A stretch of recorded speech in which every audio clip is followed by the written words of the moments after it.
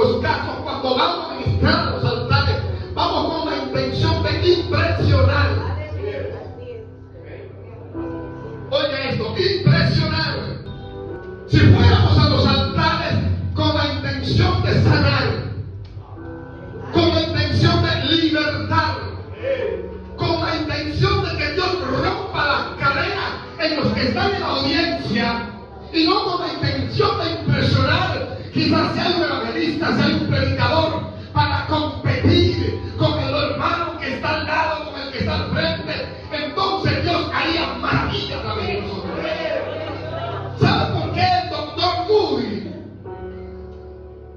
cuando predicaba, pasaban cientos de almas a convertirse? En una ocasión alguien le dijo: doctor, usted habla como que está hablando con, usted predica como que está hablando con niños. Y él le dijo: precisamente es con niños que estoy hablando, porque cuando yo voy a predicar la palabra de Dios a alguien que no conoce ni sabe la palabra de Dios, tengo que dedicarle tiempo a explicarle la palabra, porque yo quiero que ellos entiendan y sepan la necesidad que hay en mi corazón de que ellos sean salvos. Y a los altares tenemos que ir con la pasión de que las almas se salven, con la pasión de que las almas sean libres. Cuando usted vaya al altar, cuando usted vaya a la presencia de Dios y a adorar, antes de ir al altar, usted vaya y diga: Señor, salva las almas, liberta a los cautivos, supla a los necesitados, trae libertad, trae liberación. Usted verá que el ayuno y la oración que usted hace van a ser eficaces. Va a haber eficiencia en la palabra. Pero mientras usted vaya al altar a tratar de impresionarme a mí, me va a impresionar, claro que sí. Yo voy a salir impresionado, pero nada más va a pasar. No va a pasar más nada, hermanos. Yo le decía a alguien que hablaba por teléfono de ese tema de aquí de la iglesia: ¿sabe por qué no le gusta ministrar? Porque en una ocasión fui a una iglesia en Guaycán y Dios me da una palabra para 2 hermanas de la iglesia. 2, 3, un varón que había, que lo veo con una presión de espíritu. Y cuando veo al varón así, con una presión de espíritu, Dios me dice: dile que todo lo que el diablo le ha robado se lo va a devolver para tu vida. Yo no sabía porque el diablo le había robado. La mujer se le había ido, se le había llevado todo. Y yo le di la palabra y el hombre saltó, ya usted sabe. Y le doy otra palabra a otra mujer y la llamo y estoy orando por ella con los ojos cerrados. Cuando de repente hay una hilera en el pasillo de la iglesia de aquí hasta el final para que yo ministre a todo el mundo. Pero Dios me dijo que hablar a 3 personas, no a la iglesia entera, por favor. Ahora me pido un problema. Todo el mundo quiere que yo le profetice. Todo el mundo quiere que yo le hable. Y ese es el problema que nos pasa a los evangélicos, que estamos necesitados de que nos susurren al oído cuando en la mayoría de las ocasiones no es la voluntad de Dios de que en el momento en que tú tengas una necesidad va a aparecer una palabra de poder, una palabra de autoridad que va a sanar la enfermedad que tú quieres, sea física o sea espiritual. La Biblia dice que Jesús, cuando llegó a la tumba de Lázaro, nada más tuvo que dar una palabra de poder: Lázaro, ven fuera. ¿Y qué pasó? Lázaro salió. Cuando Jesús se encontró con el ciego del Tineo, una palabra, y recibió la vista. Y empezamos a contar la historia de Jesús y las cosas que hizo a través de una palabra. Usted se va a dar cuenta que no hay necesidad de inventar en los altares. Pero hay un secreto. En la mayoría de los casos, antes de que sucedieran maravillas en el ministerio de Jesús, toda la noche anterior la había pasado de rodillas, toda la noche anterior la había pasado orando, toda la noche anterior la había pasado en la presencia, en la serenidad del Padre. Y ahí está la esencia para que la palabra de poder pueda salir de tus labios. Pero estamos intentando demasiado. Estamos viendo que Dios usa al evangelista X y nos sentamos ahí a copiar cómo Dios utiliza al evangelista que viene y hace un reguero en la iglesia y profetiza, ya usted sabe, y dice cosas que son de Dios y cosas que son de Él, porque cuando sí, y a veces nosotros lo obligamos a hacer eso, lo obligamos, porque si Dios le da palabra para la hermana Jennifer y el hermano José y se para la iglesia entera, ya Él se ve comprometido a darle palabra a todo el mundo. Todo el mundo quiere una palabra. ¿Y qué hace el pobre muchacho? Soltar palabra. Aleluya. ¿Saben qué? No me gusta ministrar, porque yo oro a Dios. Tengo 25 años orando a Dios y diciéndole: Señor, cada vez que yo vaya a subir a un altar, dame lo que el pueblo necesite para ese momento. 25 años orando por esta palabra, y a Él sea toda la gloria. Es difícil que yo vaya a una iglesia a predicar cuando me invitan, que en la puerta no me peguen 2 o 3 y me digan: felicidades, pastor. Porque aunque sea a alguien, a uno Dios habla. Aunque sea a uno Dios le habla, a Dios se va a gloria. La Biblia dice que la palabra de Dios no retorna a Él vacía. Entonces lo que te estoy diciendo es que si Dios me dio esta palabra para este pueblo hoy, Dios va a soltar una palabra por mis labios que va a ministrar a algunos de ustedes. Entonces, si ya Dios obró, si ya Dios ministró, si ya Dios habló, ¿para qué necesidad hay de estar poniendo manos? Porque a veces cuando imponemos demasiado las manos, dañamos el mensaje que hemos predicado de acá. Y no te estoy diciendo que no se puede ministrar, claro que sí, hay momentos que hay que hacerlo. Hay momentos que hay que hacerlo. Pero no es una coletilla de administración que hay que administrar obligatoriamente. Invitamos a un predicador y si no ministra no es bueno. ¿Y la palabra? ¿Y dónde quedó la palabra? Dígame dónde quedó la palabra. Porque si la palabra no tiene validez, entonces dígale al predicador: varón, no predique, ministre solamente. Ministre solamente y no predique. Necesitamos palabra de poder. Y todo lo que necesitamos está aquí. Aquí lo tenemos. Es necesario saber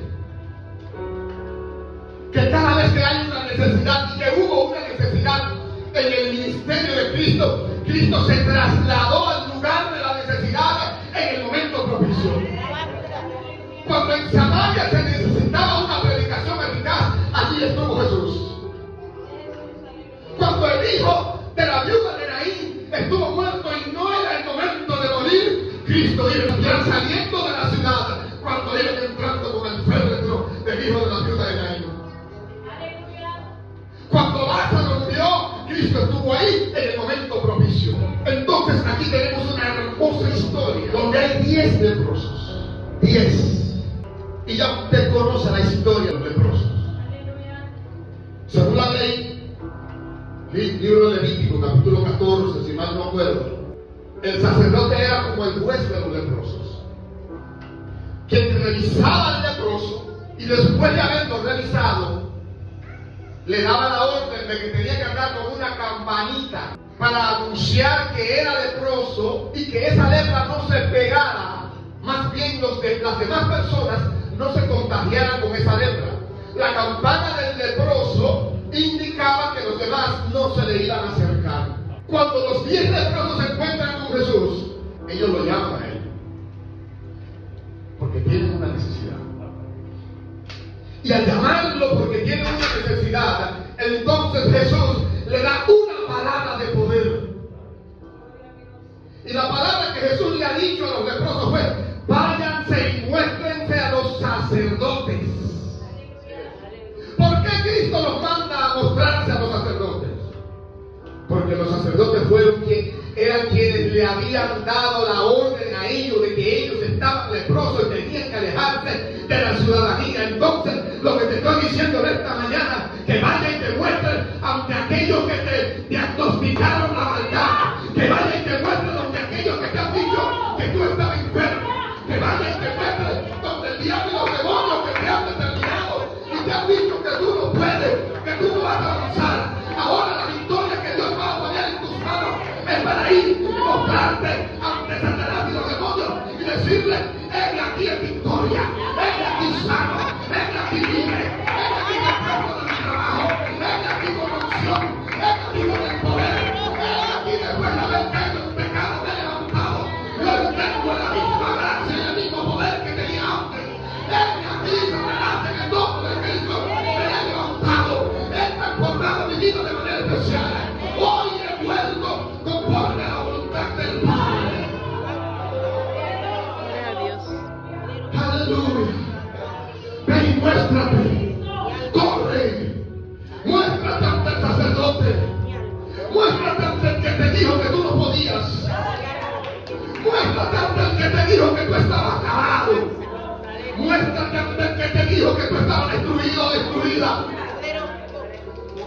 Ahora, después de obtener la victoria de parte de Dios, es necesario que quien te dio el diagnóstico vea y entienda que también Dios te ha dado la victoria.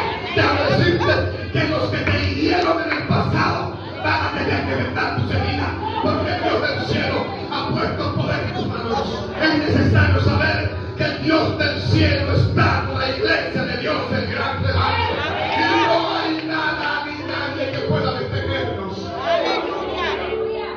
Aleluya. Bien es cierto que hemos sido golpeados. Bien es cierto que hemos sido vituperados. Durante 40 años casi, golpeados y vituperados. Pero ha habido un remanente que se ha mantenido fiel en el lugar. Y ese remanente que se ha mantenido fiel es la columna. Son las columnas lo que Dios va a utilizar para levantar la gloria que Dios va a levantar en este lugar.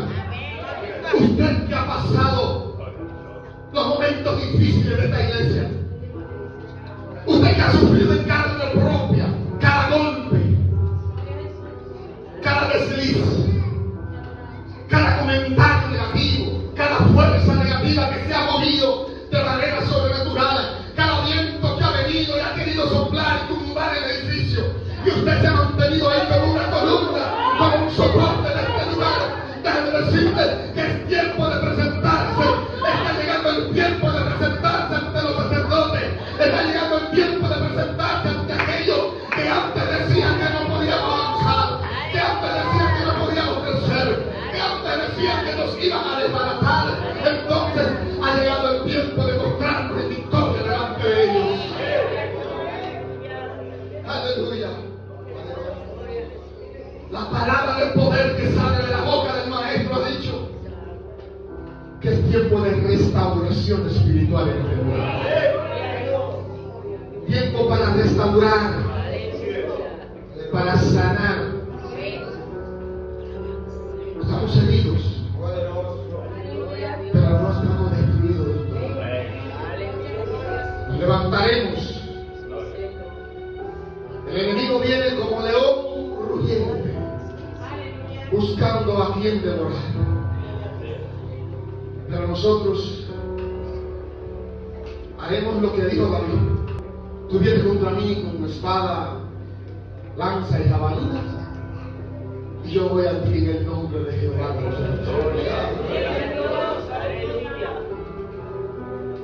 En el nombre de Jehová de los ejércitos. Yo soy de los que creen en el Dios que no le importa lanzar piedras para defendernos.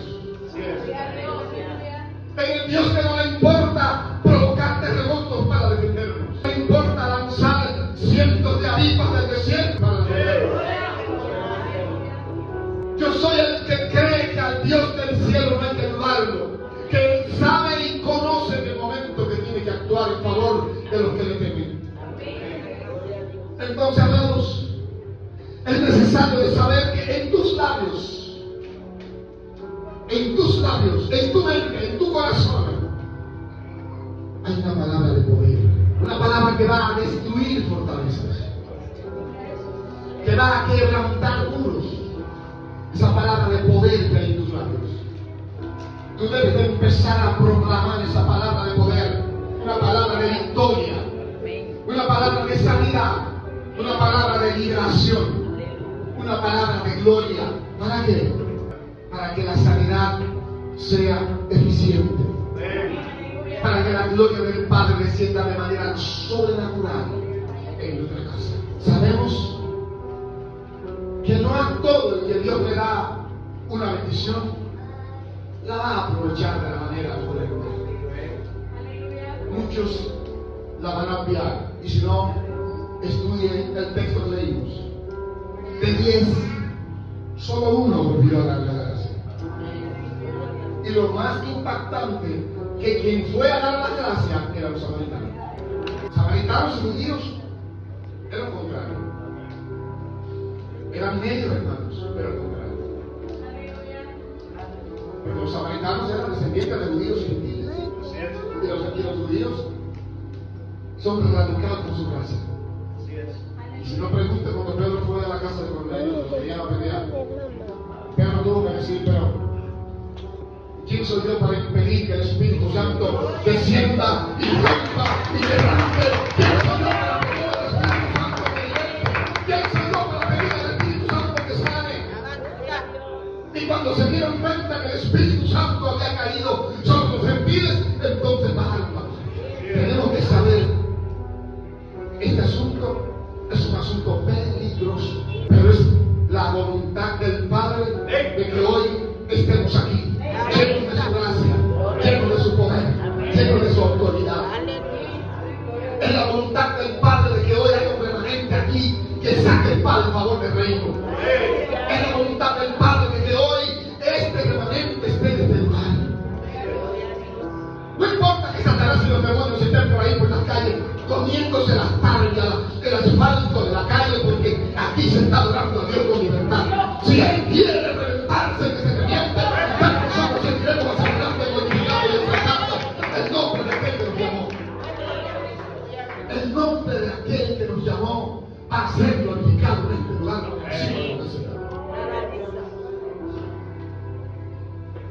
Pero lo que yo quiero dejar de entender es que seamos el uno que volvió a dar las gracias. Seamos el uno que volvió a dar las gracias. Y no los 9 malagradecidos que recibieron el favor de Dios y se quedaron acostados. En la mayoría de los casos recibimos el favor de Dios y nos damos cuenta cuando oramos. Usted que ora todos los días, ¿cómo es su oración?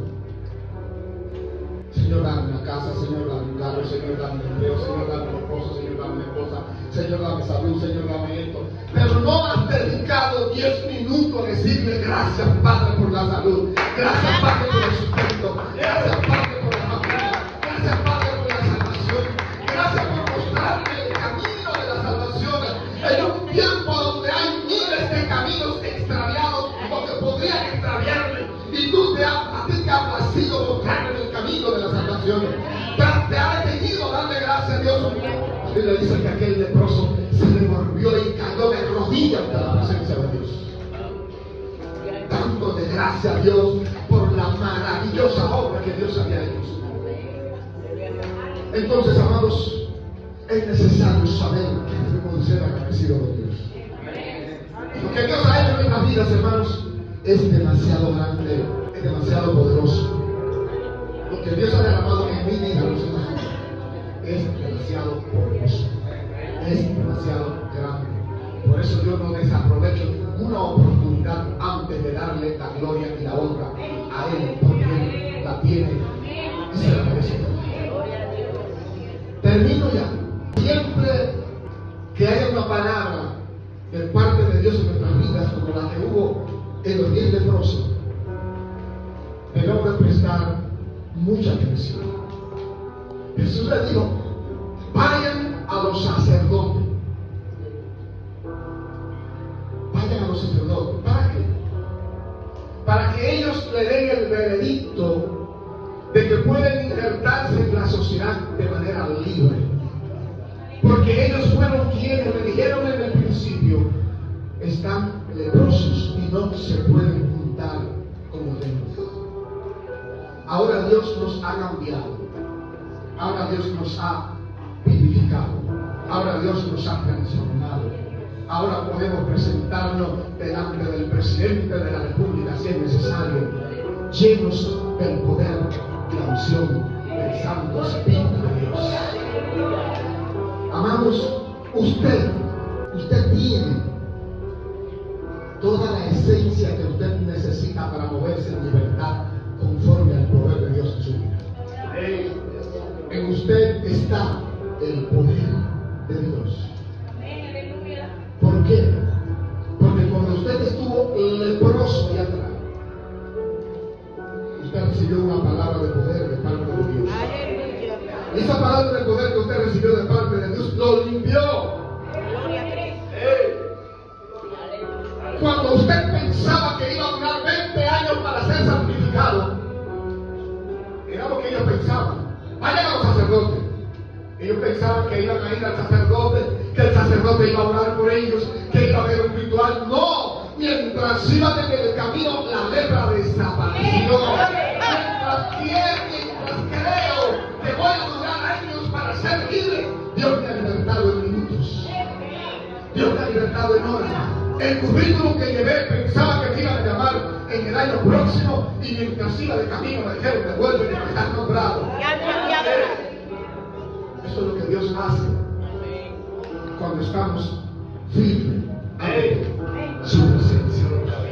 Así que la palabra de poder que actuó en tu vida para librarte, para sanarte, para romper cadenas en tu vida, ponga a funcionar en los demás y dé por gracia lo que por gracia has recibido.